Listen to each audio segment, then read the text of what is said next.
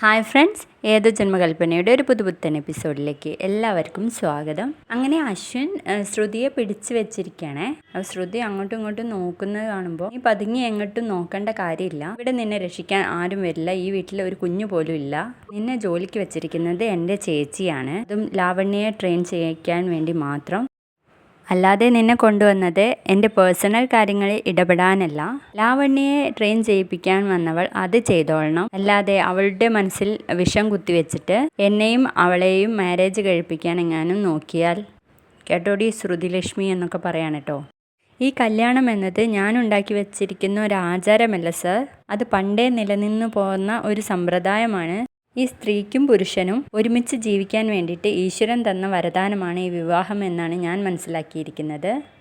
ഒരു പുരുഷൻ സ്ത്രീയുടെ കൈ പിടിച്ച് അവളുടെ ജീവിതം തുടങ്ങുമ്പോൾ തന്നെ അവർ ജീവിതാവസാനം വരെ ഒരാൾക്ക് മറ്റൊരാൾ തുണയായിട്ടുണ്ടാകും എന്ന സത്യമുണ്ട്.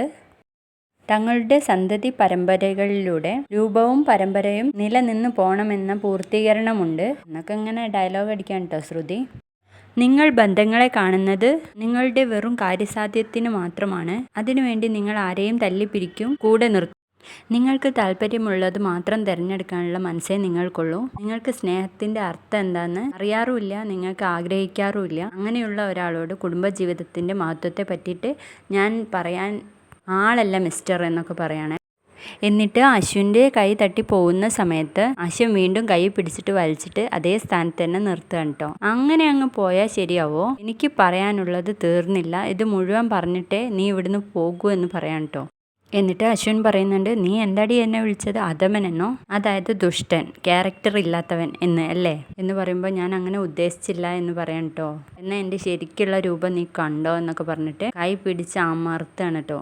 ആ സമയം ശ്രുതിയുടെ കൈ ഇങ്ങനെ ചുവന്നിട്ടുണ്ടാവേ, ശ്രുതി കരയുന്നൊക്കെ ഉണ്ട്. അപ്പോൾ കൈ വിടുന്നുണ്ട് കേട്ടോ. അതേസമയം നമ്മുടെ ലാവണ്യ അങ്ങോട്ടേക്ക് വരികയാണേ.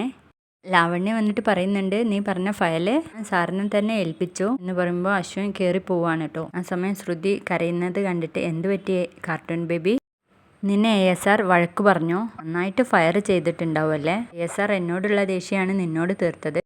നീ പറഞ്ഞിട്ടാണ് ഞാൻ മാരേജിന് നിർബന്ധിക്കുന്നതെന്ന് ആൾക്ക് മനസ്സിലായിട്ടുണ്ട്, അതുകൊണ്ടാണ് നിന്നെ വഴക്ക് പറഞ്ഞത്. സാരമില്ല ശ്രുതി എന്നൊക്കെ പറയുന്നുണ്ട് കേട്ടോ. പിന്നീട് കാണിക്കുന്നത് നമ്മുടെ ശ്യാമിനെയാണ്. ശ്യാമ ശ്രുതിയുടെ അച്ഛൻ്റെ അടുത്തേക്ക് വന്നിട്ട് കാലൊക്കെ തൊട്ട് നെറുവിൽ വെക്കുകയാണ്. അന്നേരം ശ്രുതിയുടെ അച്ഛൻ ചോദിക്കുന്നുണ്ട്, ശ്യാമിൻ്റെ വീട് പാലക്കാടാണോ? അല്ല, അമ്മ വഴി ഒരുപാട് ബന്ധുക്കളുണ്ട് അവിടെ. അച്ഛൻ ഇവിടെയായിരുന്നു സർവീസിൽ ഉണ്ടായിരുന്നത്, എനിക്ക് പ്രാക്ടീസിന് പറ്റിയ സ്ഥലം തിരുവനന്തപുരം ആണെന്ന് തോന്നി എന്നൊക്കെ പറയുമ്പോൾ ശ്രുതിയുടെ അച്ഛൻ ചോദിക്കുന്നുണ്ട്, അപ്പോൾ ശ്യാമിന് ഇവിടെ ആരും ബന്ധുക്കളായിട്ട് ആരും ഇല്ലേ എന്ന് ചോദിക്കുമ്പോൾ അങ്ങനെ പറയാൻ പറ്റില്ല, ഇവിടെ ബന്ധുക്കളായിട്ടും സുഹൃത്തുക്കളായിട്ടും കുറച്ച് പേരുണ്ട്, എങ്കിൽ പിന്നെ അവിടെ എന്താ നിൽക്കാത്തത് എന്ന് ചോദിക്കാം കേട്ടോ. ഞാൻ അങ്കിൾ സ്ട്രെയിറ്റ് ഫോർവേഡ് ആണ്, മറ്റുള്ളവരുടെ സൗജന്യം പറ്റി ജീവിക്കാൻ എനിക്ക് ഇഷ്ടമല്ല. പിന്നെ ഭക്ഷണം ഒരു മെയിൻ പ്രശ്നമാണ്, എനിക്ക് വീട്ടിലുണ്ടാക്കുന്ന ഫുഡ് തന്നെ വേണം. അങ്ങനെയാണ് ശ്രുതി വഴി അമ്മായിയെ ഞാൻ പരിചയപ്പെടുന്നത്.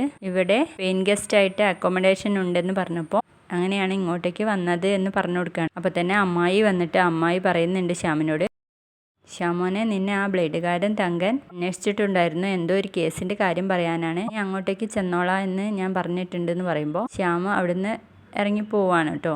ശ്യാമ പുറത്തെത്തുമ്പോഴേക്കും അമ്മായി ശ്രുതിയുടെ അച്ഛനോടായിട്ട് പറയുന്നുണ്ട്, ഞാൻ പറഞ്ഞില്ലേ നല്ല പയ്യനാണ്, നല്ല തറവാടിയാണ്, ഇനി ഒന്നും നോക്കാനില്ല ഏട്ടാ, നല്ലൊരു മുഹൂർത്തം നോക്കിയിട്ട് ശ്രുതിയെ നമുക്ക് ഇവന് കെട്ടിച്ചു കൊടുക്കാം എന്ന് പറയുമ്പോൾ ഇത് ശ്യാമ കേൾക്കാണ് കേട്ടോ. പിന്നീട് ശ്രുതിയുടെ അമ്മ ശ്രുതിയുടെ അച്ഛനോട് ചോദിക്കുന്നുണ്ട്, രാധ പറഞ്ഞത് നിങ്ങൾ ചിന്തിക്കുകയാണോ എന്ന് ചോദിക്കുമ്പോൾ അത് ഓർത്ത് നിൽക്കുകയാണ്. അപ്പോൾ ശ്രുതിയുടെ അമ്മ പറയുന്നുണ്ട്, അയാളൊരു വക്കീലാണ്, നല്ല പ്രാക്ടീസ് ഉണ്ടെന്ന് തോന്നുന്നു, നല്ല സ്വഭാവവും, ശ്രുതി അയാൾക്ക് വളരെ കാര്യമാണ്, അതുപോലെ തന്നെ ശ്രുതിക്കും എന്നൊക്കെ പറയുമ്പോൾ ശ്രുതിയുടെ അച്ഛൻ പറയുന്നുണ്ട്, അതിപ്പോൾ രാധ പറയുന്നതൊക്കെ അങ്ങ് മുഖവിലയ്ക്ക് എടുക്കാൻ പറ്റില്ല, അയാൾക്ക് ഇവിടെ കുടുംബക്കാരൊക്കെ ഉണ്ടായിട്ടും അയാൾ എന്തിനാണ് ഇവിടെ പെയിൻ ഗസ്റ്റ് ആയിട്ട് താമസിക്കുന്നത്. അപ്പോൾ ശ്രുതിയുടെ അമ്മ പറയുന്നുണ്ട്, അതെ ഞാനും ഓർത്തു, ശ്രുതിയുടെ കാര്യമായതുകൊണ്ട് ഒന്നും അങ്ങോട്ട് പറയാൻ പറ്റില്ല, അവൾ എല്ലാവരോടും ഒരുപോലെയല്ലേ പെരുമാറുന്നത്, അത് കണ്ടിട്ട് അയാൾ തെറ്റിദ്ധരിച്ചതാണെങ്കിലോ എന്ന് പറയുമ്പോൾ പ്രമീള പറയുന്നുണ്ട്, എന്താ നിങ്ങൾ ഉദ്ദേശിക്കുന്നത്, ഈ കല്യാണം മുന്നോട്ട് കൊണ്ടുപോകുന്നില്ലേ എന്ന് ചോദിക്കുമ്പോൾ അയാൾ പറഞ്ഞതിൽ എന്തൊക്കെയോ ഒരു പൊരുത്തക്കേടുണ്ട്, എന്തായാലും അയാളെ പറ്റി ഒന്ന് നന്നായിട്ട് അന്വേഷിച്ചിട്ട് നമുക്ക് ഈ ബന്ധം മുന്നോട്ട് കൊണ്ടുപോകാമെന്ന് പറയണം കേട്ടോ. പിന്നീട് കാണിക്കുന്നത് നമ്മുടെ അശ്വിൻ ഇങ്ങനെ കണ്ണടച്ചിരിക്കുകയാണ്. പഴയ കാര്യങ്ങൾ ഇങ്ങനെ ഓർത്തുകൊണ്ട്. അപ്പോൾ അഞ്ജലി അങ്ങോട്ടേക്ക് വരികയാണ്. എന്നിട്ട് തോളത്ത് കൈ വെച്ചിട്ട് പറയുന്നുണ്ട്, കുഞ്ഞാ നീ എന്തിനാണ് ആ കാര്യങ്ങളൊക്കെ ഓർക്കുന്നത് എന്ന് ചോദിക്കുമ്പോൾ അശ്വിൻ അഞ്ജലിയെ കെട്ടിപ്പിടിക്കുകയാണ് കേട്ടോ. എനിക്കറിയാം ഈ ദിവസമായി കഴിഞ്ഞാൽ അന്ന് നീ വളരെ അസ്വസ്ഥനാണെന്ന് അഞ്ജലി പറഞ്ഞ അഞ്ജലിയും കരയാണ് കേട്ടോ. വീഡിയോ ഇഷ്ടപ്പെട്ടാൽ ലൈക്ക് ചെയ്യണം, സബ്സ്ക്രൈബ് ചെയ്യണേ.